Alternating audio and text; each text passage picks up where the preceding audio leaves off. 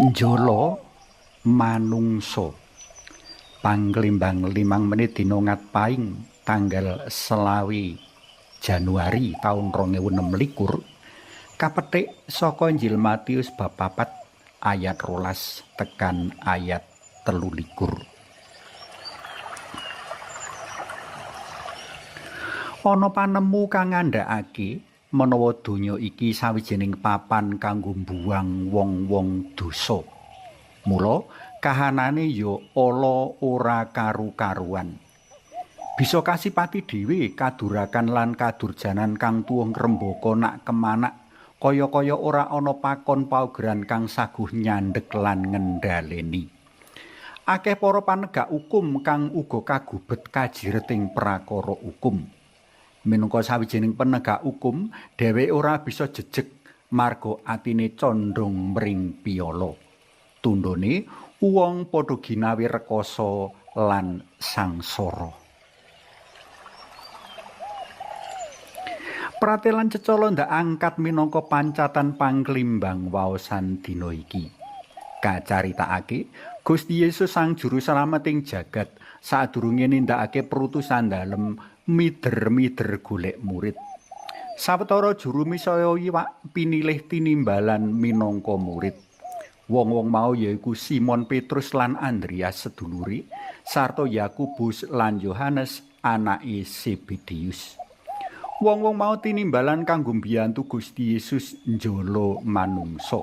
Ayo melu aku, kowe bakal ndak dawuhi dadi panjalaning manungsa. Tembung panjala manungsa prayoga kapigatekake. Kanthi tembung jala manungsa sedya kagambarake menawa donya iki sawijining samudra jembar kang kebak ing iwak yaiku para manungsa. Samudra dhewe asring dadi gegambaraning kahanan kaco, bubrah lan ala. Monggo sami kapirsani kitab Ayub bab 7 ayat 12, kitab Nabi Yesaya bab 12 ayat 1, utawa kitab Wahyu bab 11 ayat 1. Kanthi mengkono sak temene urip ana donya mono ora baik-baik saja. Lena sithik bakal kena pengaruh ala, ndriya sithik bakal karagem roh ala. Mula kanthi kajala manungsa kupiya kaluwarake saka kahanan kang bubrah, kaco lan ala. Kanthi kajala manungsa kapijekake saka kadurakaning donya, kaajak urip anyar selaras karo karsa dalem Gusti kang kagungan jala. Dene jala ing kene asring katafsirake minangka paguyuban para pendeta dalam Gusti utawa pasamuan suci. Amung kanthi nyawiji jroning pasaman suci sarta urip selaras karo paguran lan pakon kang lumaku ing kono, manungsa bakal nemu slamet. Jroning pasaman suci wong kaajak urip tresna tinresnan. Jroning pasaman suci wong kaajak tresnani mungsuh. Jroning pasamuan suci wong kaajak nengenake ngupadi kratoning swarga sinambi ngayati urip ana donya. Murid kapat tinimbalan ngangsu karuh luwih dhisik marang Gusti sadurunge reroyongan karo Gusti Sang Guru padha njala manungsa.